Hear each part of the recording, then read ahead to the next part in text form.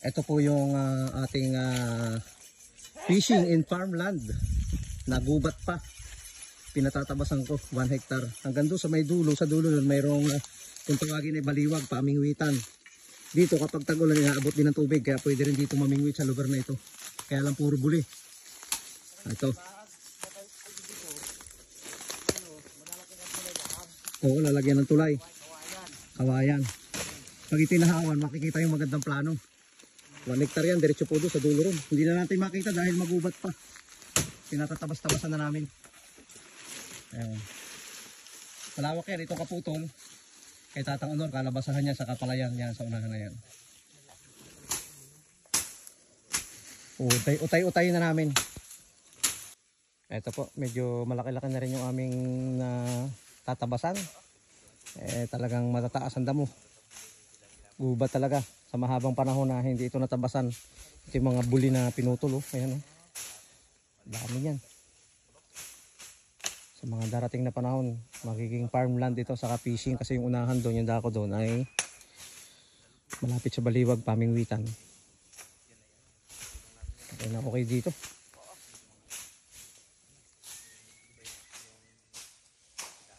Lawak. Doon ang pagitan sa may unahan na yun.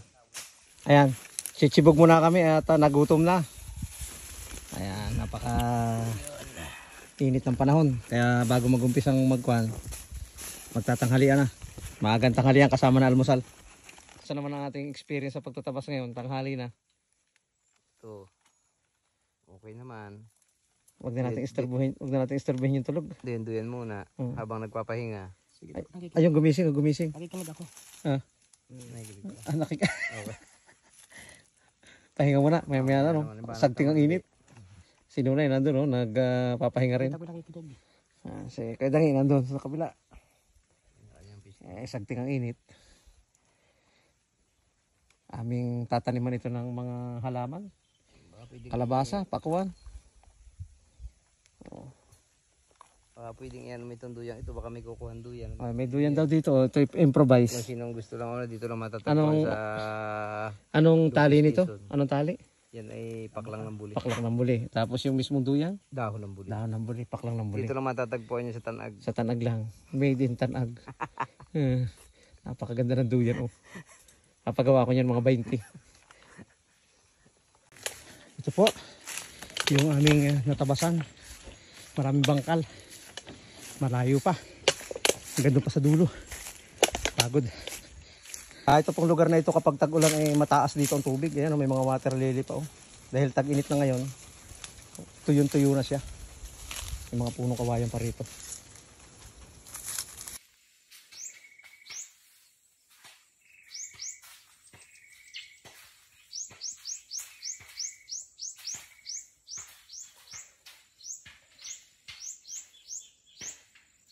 Ayan po, kita na natin yung pagitan doon sa may taas. Diretso kami doon.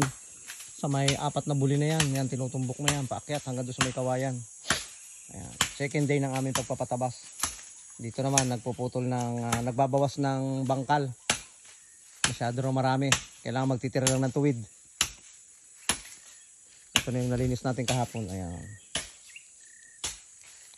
Second day ng patabas. Hindi na ako nakapagtabas, nangalos na ako. Dito na tayo sa kabila, paakyat dun sa tuktok na yan. Yan. Yan ang tatabasan.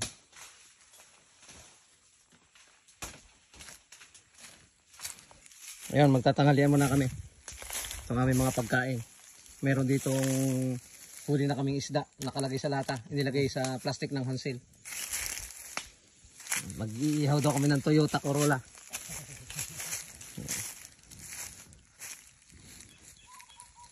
Ang marinig lang natin dito yung mga huli ng ibon. Pati tuko. Nature na nature. Wala yung nag-uni kapon doon sa 3 buli ayo. Wala na. Siguro ay. Baka nadali. Isa lang sinulog ko doon ay daging 4 yun ay. Siguro yung daging gumapang. Isa lang yung binakbakan mo rin, yung malaki lang. Yung malaki nga lang yung maraming ano ay. Ayun, nag-iihaw kami ng tuyo. Ay talagang sarap niya, no? Umaamoy-amoy na. Luto sa baga na kawayan. Ano po bang isda yan? Yan yung mga anak ng kan? Anak ng pating. Anak ng ano yan?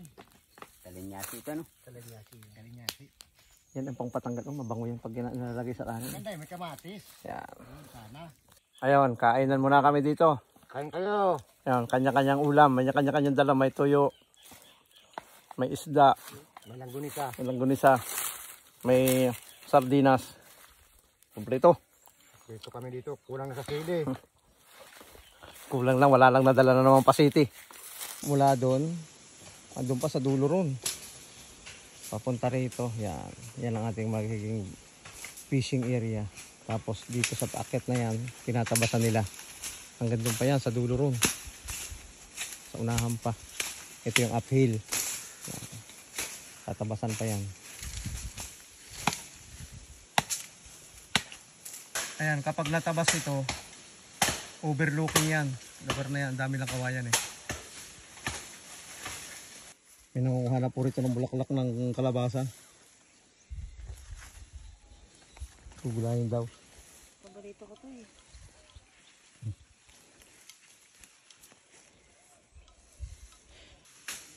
Ayan, yan pa rin natitira pa ganun. Ayan si Mrs. Tapos abot hanggang doon.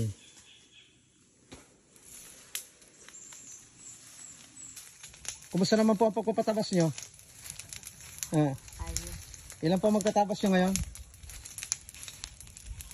Ilan ho yan? 4? 4. Apat. Ayan, sa 2, 3, 4. Yung mga puno pa ng buli. Laki ho ng kaya kasan nyo ha. Hindi ang kaya kasama bulihan. Kami po ay nagpapatabas. Sinilip namin yung aming bulihan. Walang niyog kaya hindi pwedeng tawagin kayakasan. Ay maraming buli ay di bulihan. Ayun. Bulihan po. Ay aming mananabas 4. Halos ko na lang. Kaunti na lang natitira itong tumpok na lang na to. Yan, ang tatabasan. Kasi ate nag-stay dito? Doon, nandun siya. Ha?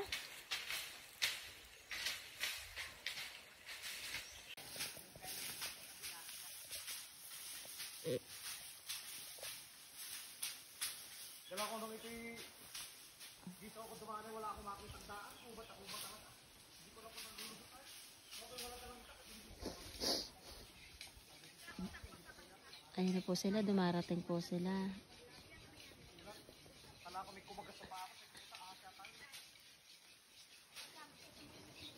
Pa, dapat pala, dapat bila, pag uwi natin, bumili ka ng bota hanggang sa may tuhod. Yung ano. Ayos naman, gumagalaw. Oo, gumagalaw naman sila po. Para pang namili ko na kayo Parang lumawak ang taniman ko Eh, Tilani, how's your feeling? Hindi nagtagpasidangin. I'm feeling good. Dito si N. Ayo. Awesome.